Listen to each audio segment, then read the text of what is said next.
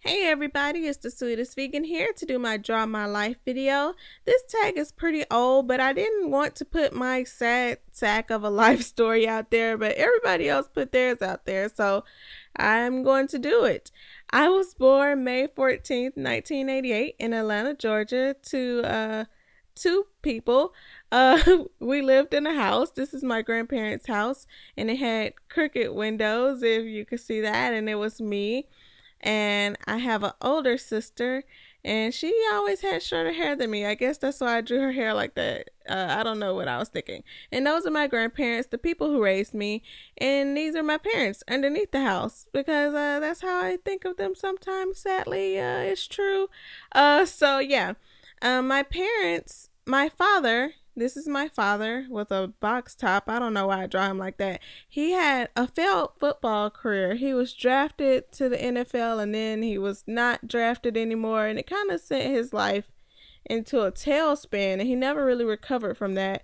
And they were married. He married my mother. They met in college, and was going to draw drugs, and I was like, I don't know how to draw drugs. But anyway, my grandparents raised me, and my father was in my life. My mother lived in the house, out of the house. It just depended on the times. But in the fifth grade, I went on a field trip to a space museum in Huntsville, Alabama. And I had been to a space museum before, so I was pretty bored at this one. And I just wanted to go home. I was like, I'm bored. But what happened that day, my mother was found dead behind my elementary school. She was murdered. No, it was never solved. No one cared. No one cares when a crack whore, if you will, gets killed. No one cares. That's how society works. No one cares. No one cares.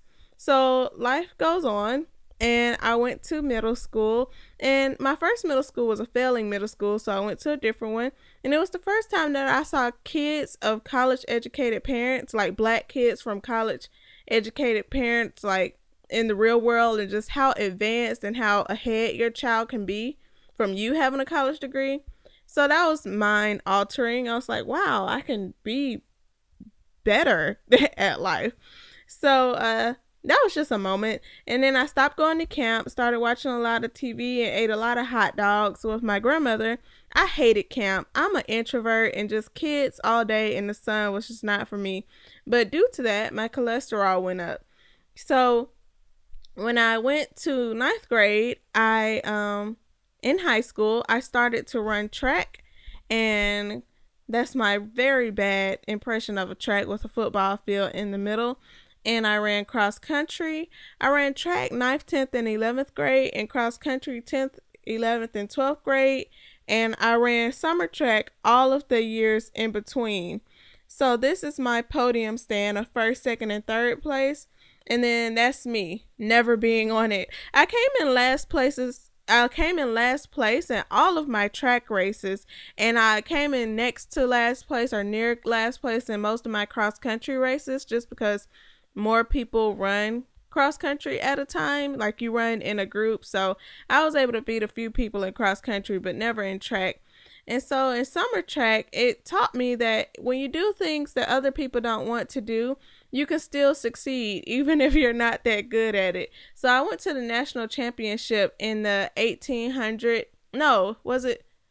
No, it's the 3200 and the 30. Well, no, it was the 3,000 meter run is what it was. And I went to, or what was it? The 3200? No, it's the 3,000 meter run. Anyway, I went to a national championship. I didn't place, but I ran, and it was a big moment, and people didn't think I could do it, but I did it, and I lost. And I lost with a smile on my face. I had dropped 2 minutes off of my time. 2 minutes off of my time. But just because the top 8 people qualified to go, and not 8 people would run at the regional level, so I just went to the national championship. Like, who can say that? And I won the captain's award for cross country because I was such a great leader, and somebody saw that in me, and it told me that failure is acceptable at some level. When you do your best and you still fail, that's a success. So school went on. 12th grade came. I got this boyfriend. We had this roller coaster of a relationship, but that's neither here nor there. I wanted to go to college, so I applied to college, but I also applied for scholarships. I wanted to go to school out of state, but I knew my parents couldn't afford it, and I ended up getting the Gates Millennium Scholarship. It is the granddaddy of all scholarships, and I love it. I love them. They're good to me. It is what is known as a full ride. Like growing up, I didn't think I could get a full ride scholarship. I thought it was like this mythical beast only granted to those who are like magical or something, but turns out I was smart enough, and you are too. So the Gates Millennium Scholarship pays for 10 years worth of education, and it's awesome, and it's better than a full tuition scholarship because it covers full cost of attendance. And if you can't afford tuition, then your parents probably can't afford the other cost of going to school, room and board, books, and it covers all of that stuff. So I ended up going to Clemson University, and I ended up pledging a sorority where I ended up being the vice president. I was an RA on campus, which I eventually lost that job, but that's, not important.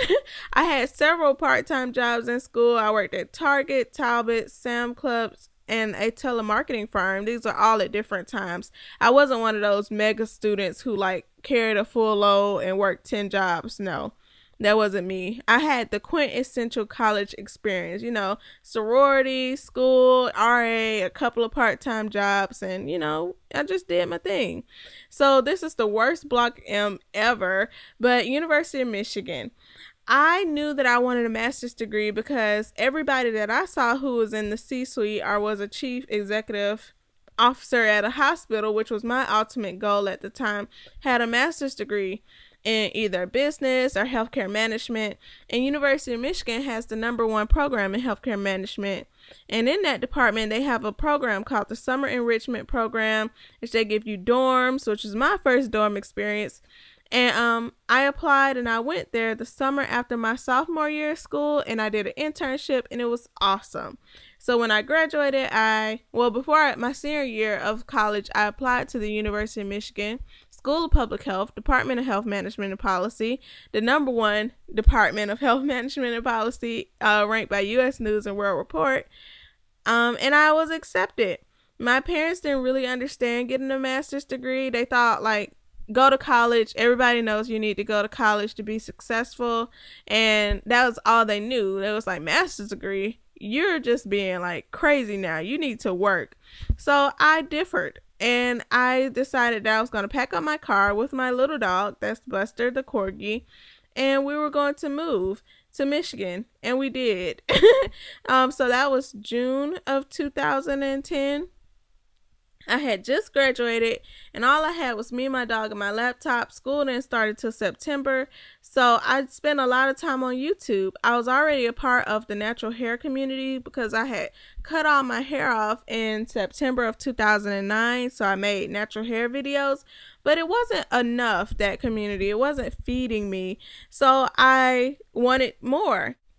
So I went to the YouTube homepage at the time, and I found a group of brothers called the Vlog Brothers, and they had a series called Brotherhood 2.0 at the time, and I watched all of their videos. I believe I started at the Greek Debt video, but I'm probably wrong, and I was like, I want more of this. So I started watching other people, Shaytards, CTFXC, XXC Phil at the time, or Philip DeFranco, and it was like, who are these people? They must be doing this full time. And I knew people were making money from YouTube. I knew that already because I was on YouTube, and I wasn't a partner at the time, but I was like, wow, these people are really doing it. I started seeing footage from 789, and VidCon happened, and people were talking about Meetups. I was like, this is a real thing, and I want to be a part of it. So I found this guy, Gary Vaynerchuk, and he had a book called Crush It, and Kevin Naughty had just put out a book called Beyond Viral, and it was a book that had me move to Michigan in the first place by Kelly Cutrone, called If You Have to Cry, Go Outside, and it just teaches you to unabashedly go after your hopes and dreams. So I gathered up the advice from those 3 books in particular, and I became the Sweetest vegan dessert connoisseur, and I decided decided that I would review vegan desserts for a living. That was what I was supposed to be doing. And I did that, and I still do that. And I vlogged a little bit, and school started in September, and I vlogged a little bit about that. And my 5-year relationship with that guy from high school ended up ending, which was so sad because we're kind of like best friends. And I don't think we should have been in a relationship, but the friendship was always like impeccable. But things happen. Also in graduate school, my father's parents, who I was also very close to, passed away. Both of them died 1 year apart, and that was like, I was that kid in school who was like, oh, my grandparent died. Can I have a rain check on the test?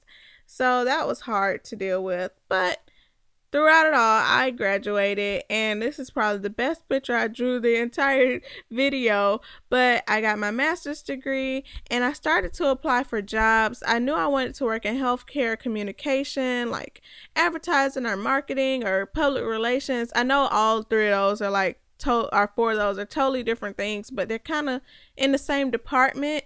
But nobody really wanted to hire me, and I probably could have applied to more jobs, but I applied to like 30.